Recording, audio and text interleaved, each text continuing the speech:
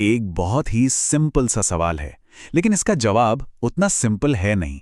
एक ऐसी फीलिंग जिसे हम सब हर महीने एक्सपीरियंस करते हैं। सैलरी डे पे इतना अच्छा, इतना हल्का सा क्यों लगता है? ये जो खुशी है, जो सुकून मिलता है, ये आखिर आता कहाँ से है? सोचा है कभी? जरा सोचिए इसके बारे में। एक तरफ है सैलरी डे, फोन पे वो बैंक का मैसेज आता है ना, सैलरी हैज बीन क्रेडिटेड, और एकदम से सब ठीक लगने लगता है, एक सुकून सा मिलता है, राइट? और फिर दूसरी तरफ है महीने का एंड, जब अकाउंट बैलेंस देखने में भी एक अजीब सा बोझ फील होता है, एक हैवीनेस, है ना? एक ही महीने के दो बिल्कुल अलग अलग चेहरे हैं ये। तो सवाल बस इतना सा है, ऐसा होता क्यों है?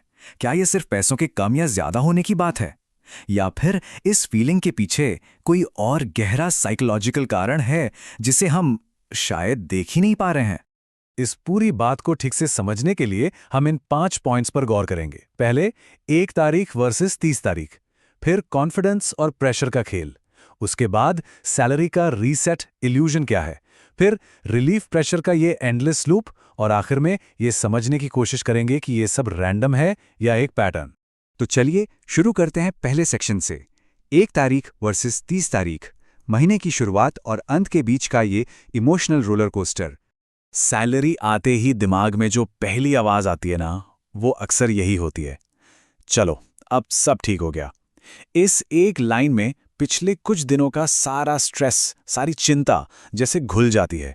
अचानक से कॉन्फिडेंस वापस आ जाता है, एकदम से लगता है कि हाँ, इस महीने भी सब मैनेज हो जाएगा, कंट्रोल जैसे वापस हाथ में आ गया है। और ये इमोशनल जर्नी हर महीने कुछ ऐसी दिखती है। महीने के पहले 10 दिन मूड कॉन्फिडेंट और हल्का रहता है, ऑनलाइन शॉपिंग कार्ट में चीजें ऐड हो जाती हैं, दोस्तों के साथ प्लान बनने लगते हैं। फिर अगले 10 दिन हम थोड़ा सावधान हो जाते हैं, कैलकुलेटिंग, हिसाब किताब शुरू हो जाता है, और आखिरी 10 दिनों में वही हल्कापन एक प्रेशर और भारीपन में बदल जाता है।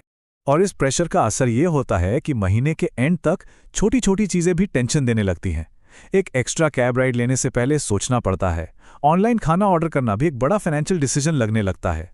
वही चीज जो 1 तारीख को नॉर्मल लगती है, 25 तारीख को स्ट्रेस का कारण बन जाती है। तो अब अगले सेक्शन पर चलते हैं और इस इमोशनल जर्नी को थोड़ा और गहराई से देखते हैं। सेक्शन 2, कॉन्फिडेंस और प्रेशर का ये खेल। तो इस पूरे ऊपर नीचे का जवाब सिर्फ पैसों की कमी नहीं है, बिल्कुल नहीं। जवाब है फ्लो में।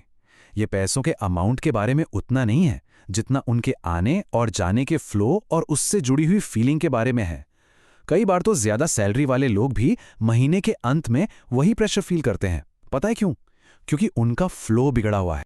और ये फ्लो का कॉन्सेप्ट हमें हमारे तीसरे और सबसे जरूरी सेक्शन पर लाता है, सैलरी का रीसेट इल्यूजन। यहां हम उस असली वजह को समझेंगे कि सैलरी डे पर इतना अच्छा क्यों लगता है। इसे समझने के लिए एक कॉन्सेप्ट को जानना बहुत जरूरी है, बुक्ड मनी। ये वो पैसा है जो अकाउंट में आने से पहले ही कहीं और के लिए कमिट हो चुका है। ये सैलरी का वो हिस्सा है जो एक्चुअली हमारा है ही नहीं, बस हमारे अकाउंट से होकर गुजर रहा है। बिल्कुल एक रेलवे स्टेशन की तरह, जहां ट्रेन आती जरूर है लेकिन उसकी मंजिल कहीं और होती। और ये बुक्ड मनी क्या है? ये हैं EMIs, घर का रेंट, फोन और बिजली के बिल्स, क्रेडिट कार्ड का पेमेंट, नेटफ्लिक्स से लेकर जिम तक के सारे सब्सक्रिप्शंस और फैमिली ऑब्लिगेशंस। ये सब सैलरी आने से पहले ही उसके एक बड़े हिस्से को बुक कर लेते हैं। इसके ठीक उल्टा होता है अवेलेबल मनी। ये वो पैसा है जो सारे कमिटमेंट्स पूरे होने के बाद बचता है। ये वो पैसा है जिसे असल में अपनी मर्जी से खर्च किया जा सकता है। इसी पैसे से हम अपने शौक पूरे करते हैं। हमारी पूरी इमोशनल जर्नी का कनेक्शन इन्हीं 2 तरह के पैसों के फर्क से है। तो ये है पूरी कहानी का सेंटर पॉइंट। सैलरी डे एक रीसेट इल्यूजन देता है। हमारा दिमाग अकाउंट में आए उस बड़े नंबर को देखता है और खुद को एक झूठी तसल्ली दे देता है कि चलो, नया महीना, नई शुरुआत। उस एक मोमेंट के लिए दिमाग उस पूरी बुक्ड मनी की लिस्ट को जैसे भूल ही जाता है।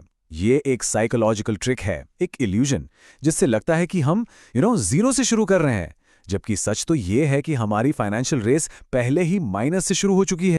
अब देखते हैं कि ये इल्यूजन आदत कैसे बन जाता है। सेक्शन 4, रिलीफ प्रेशर का एंडलेस लूप। और ये एक साइकिल है जो हर महीने साल दर साल चलता रहता है।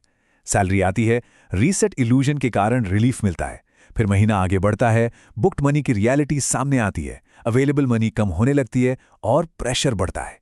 फिर अगले महीने सैलरी आती है और फिर से वही टेम्परेरी रिलीफ। ये एक अंतहीन, एक एंडलेस इमोशनल लूप बन जाता है। और इस लूप का सबसे गहरा असर यह है कि धीरे धीरे ये नॉर्मल लगने लगता है। ये बस ऐसा ही होता है वाली बात बन जाती है। महीने के एंड का स्ट्रेस लाइफ का एक हिस्सा लगने लगता है। और जब कोई चीज नॉर्मल हो जाती है तो हम उस पर सवाल करना बंद कर देते हैं। हम उसे बस एक्सेप्ट कर लेते हैं।